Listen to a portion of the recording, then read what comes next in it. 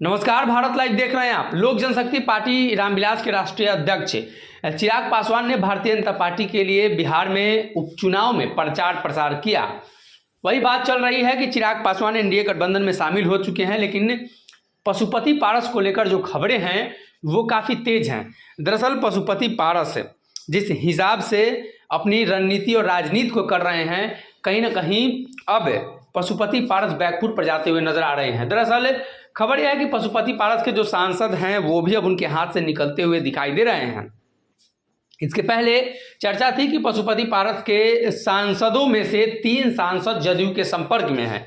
जदयू के राष्ट्रीय अध्यक्ष ललन सिंह से बातचीत भी हो रही थी, लेकिन ऐन मौके पर पशुपति पारस ने चर्चा की अपने सांसदों से और प्रेस कॉन्फ्रेंस करके इसे नकार दिया। लेकिन अब जो तस्वीरें हम आपको दिखाने जा रहे हैं, ये तस्वीरें काफ़ी महत्वपूर्ण है। भले ही ये तस्वीर आपको आसान लगे, लेकिन इन तस्वीरों के जरिए स्पष्ट होता हुआ नजर आ रहा है। दरअसल वीणा देवी हैं, वैशाली से सांसद हैं।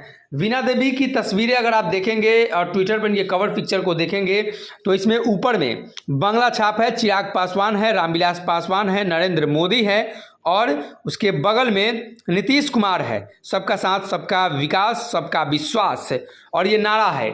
यानी अभी तक या तो ये कवर पोस्टर नहीं बदला गया है या इस कवर पोस्टर के पीछे की जो कहानी है वो कुछ और है।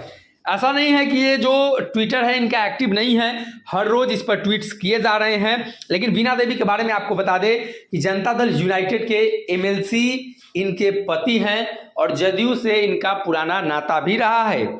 वीणा देवी लगातार बिहार की सियासत में चर्चा का विषय बनी रही हैं, इसलिए कि खुद लोजपा के टिकट पर सांसद हैं और इनके पति जदयू के एमएलसी हैं। और भाजपा जदयू के रिश्ते के बारे में आपको पता है, और इसी बात को लेकर जब दावा किया जाता है तो दावा इस बात का भी किया जाता है कि वीणा देवी कभी भी किसी भी वक्त जदयू में शामिल हो सकती हैं। भले ही सांसद लोजपा की हो, रालोजपा की हो, भारतीय जनता पार्टी वाले गठबंधन की हो, लेकिन ये कभी भी शामिल हो सकती हैं। और इसके पीछे की जो कहानी है वो ये भी बताई जाती है। साफ तौर पे समझे तो पशुपति पारस के पास जो सांसद हैं वो उनके नहीं हैं।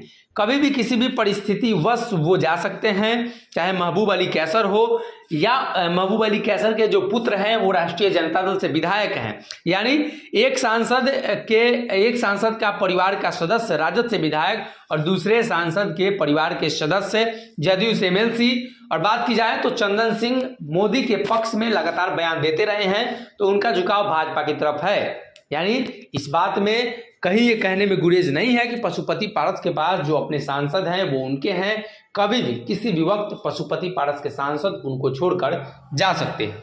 अगर ये वीडियो पसंद आई और वह बिहार के राजनीति और बिहारियत से सरोकार रखेनी तो सब्सक्राइब बटन दबा के चैनल के सब्सक्राइब कर ली। ओजे एगो घंटी बा, ओकरा बटन दबा देला से कुल सटीक और मारक खबर रुआ मुफ्त में मिल जाई।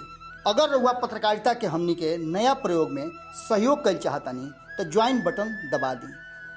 पेटीएम नंबर नोट कर ली 9386816700। धन्यवाद।